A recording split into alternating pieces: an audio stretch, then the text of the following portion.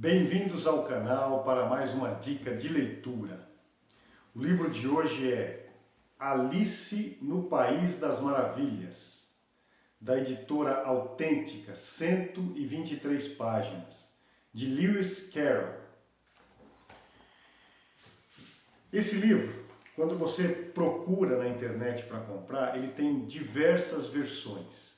Versão ilustrada, versão adaptada, versão não sei o que, versão não sei o que lá. Eu comprei esse por causa deste selo, que é a versão integral, original, sem adaptações.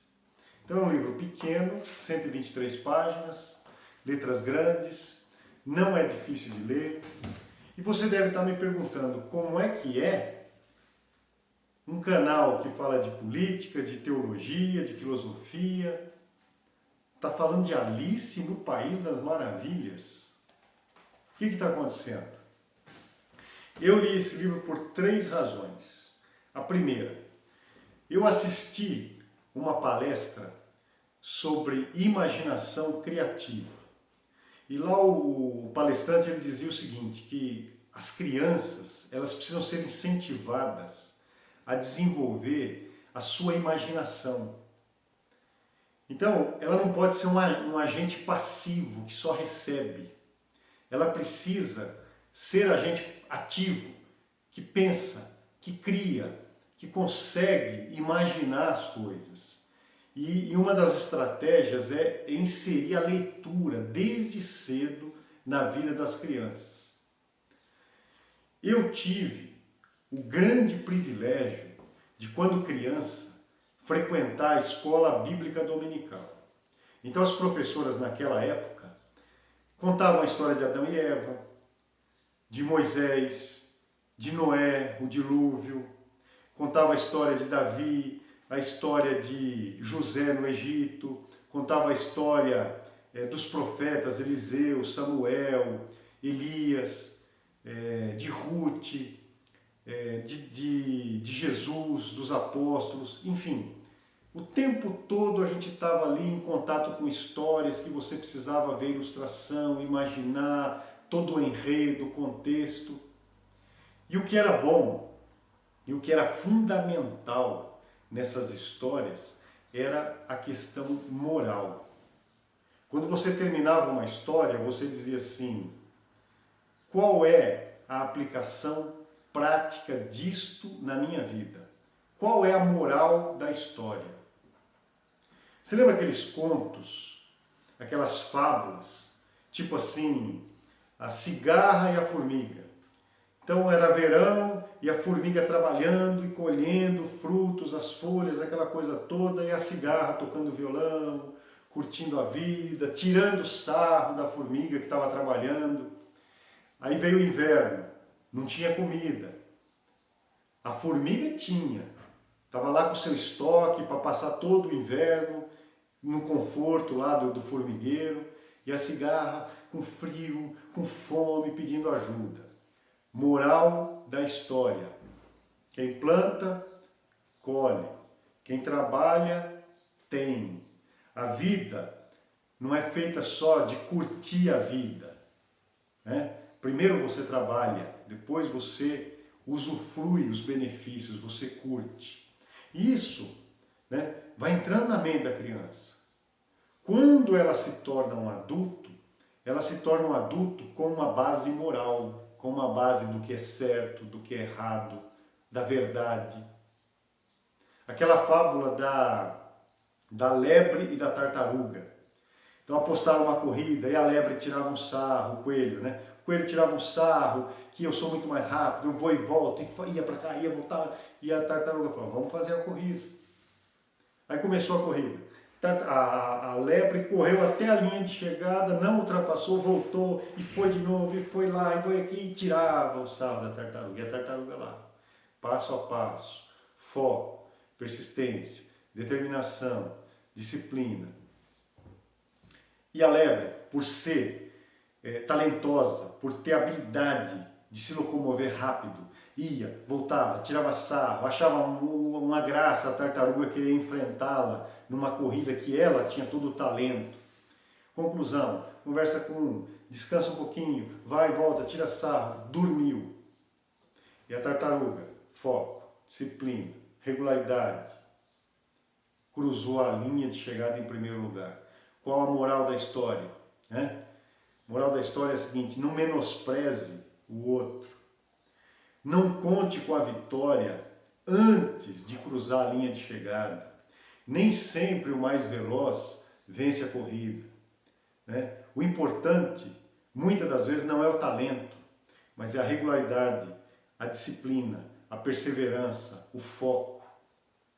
Então, essas coisas vão criando toda uma base de valores, toda uma base de princípio. Então, imaginação criativa foi essa palestra que eu ouvi. A segunda questão é a seguinte: às vezes esse canal nosso aqui, ele foca muito em incentivar a leitura, a importância da leitura, a importância de você, através da leitura, começar a raciocinar por si próprio, pensar. E às vezes alguns amigos chegavam para mim e falavam assim: olha, eu não gosto de ler, eu já estou velho para ler, mas eu queria que o meu filho começasse a gostar de ler. Me indica uns livros para o meu filho. Aí eu olhava na estante, livros sobre política, filosofia, teologia, falava: não tenho como dar um livro desse para o menino. Não vai despertar nele nenhum interesse, não vai ler. Já é difícil você chegar para uma criança hoje, para um jovem, para um adolescente, e falar assim: leia um livro, menino. Ele não quer. Ele tem toda a tecnologia hoje do YouTube, do Netflix, dos jogos. É tudo muito rápido, muito ativo, muito participativo. Você pega uma leitura que você vai ter que pensar, criar o cenário, imaginar o que está acontecendo. É muito complicado você pegar um adolescente hoje que já teve contato com internet, com computador, com jogos e colocar um livro na vida dele. E se você colocar um livro ruim, talvez você acabou, não tem mais esperança dele, não vai pegar raiva da leitura. E eu olhava meus livros e falava: que livro que eu vou indicar? E essa palestra, ele falava dos clássicos, da literatura infantil. E aí eu fui e comprei essa coleção da Editora Autêntica, Clássicos. Vem aqui 5 livros nesse volume. E eu comecei lendo o Alice, que é o mais festejado, o mais badalado. Muito bem. E o terceiro motivo? Então, o primeiro foi da importância da imaginação criativa. O segundo foi a necessidade de ter livros para indicar, para fornecer, para emprestar, para ver se as crianças começam a ler. E o terceiro motivo é o seguinte: eu gosto de ler à noite. Aí você pega um livro que nem esse do Thomas Sowell, é um livro pesado para ler à noite. Você não consegue ler. Então eu leio esse livro de dia, quando eu posso, e à noite eu falei: eu preciso de uma leitura mais leve, uma leitura que não exige muito. Então eu vou começar a ler alguns livros infantis, que eu não li quando criança, e para ver se dá para indicar. Porque como é que você indica um livro que você não leu? É complicado. Então foram esses os motivos porque eu li Alice no País das Maravilhas. Agora vamos falar deste livro. É uma grande porcaria. Não comprem esse livro, não leiam esse livro. Se quiser ler, lê, mas você vai perder tempo, porque ele não tem moral da história. É um livro sem pé e sem cabeça. É um livro bagunçado. É um livro que não te leva a lugar nenhum. Ele não te dá nenhuma base de princípio, de aplicação na vida, de ensinamento que vai ser útil para a construção da sua estrutura de caráter. Ele não dá nenhum. É um livro horrível. Então, é um vídeo que eu estou fazendo, não de indicação de livro, é não indicação desse livro. Não leiam Alice no País das Maravilhas, não vale a pena. Para não dizer que passou em branco o nosso vídeo, quando eu era adolescente eu li O Pequeno Príncipe, pode ler. Eu li O Menino do Dedo Verde, pode ler. Eu li Os Meninos da Rua Paulo, pode ler. Eu li um clássico chamado A Revolução dos Bichos. É um excelente livro. Tá? Pode ler. Eu li esse livro aqui, olha, O Mundo de Sofia. Faz tempo que eu li esse livro. Grande. Talvez não seja para uma criança, mas um adolescente aí, pré-vestibular, fala sobre a filosofia. Muito bom esse livro. Eu comprei esse livro para ler, ainda não li. As Crônicas de Nárnia. Também é um livro grosso. Do C.S. Lewis. É um autor renomado, um camarada que vale a pena ser lido. Não li ainda, mas é uma indicação. Comprei essa coleção aqui, ó, O Livro das Virtudes. São 2 volumes. Qual que é a proposta dessa coleção? É que o pai, a mãe, a tia, a avó, vá lendo pequenos contos, pequenas fábulas que incentivam o caráter, as virtudes que serão formadas, tá certo? No jovem, na criança, no adolescente, para que ele se torne um adulto responsável. Então hoje se fala no Brasil que nosso problema é econômico. Nós temos um problema econômico, mas é originado por uma questão moral. É uma questão de certo e errado. Escolhas erradas que não visam o bem da sociedade, visam interesses particulares. É um problema de corrupção. Então nós temos hoje um problema, o foco do Brasil hoje, um problema moral. Não adianta, você fala assim, nosso problema é com o judiciário, com o STF. Nós temos um problema sério no judiciário, mas a causa é moral, é ética. Você vai falar assim, não, nosso problema é político. Nós temos problema político, mas se você for na causa, a causa é moral, é ganância, é poder. Né?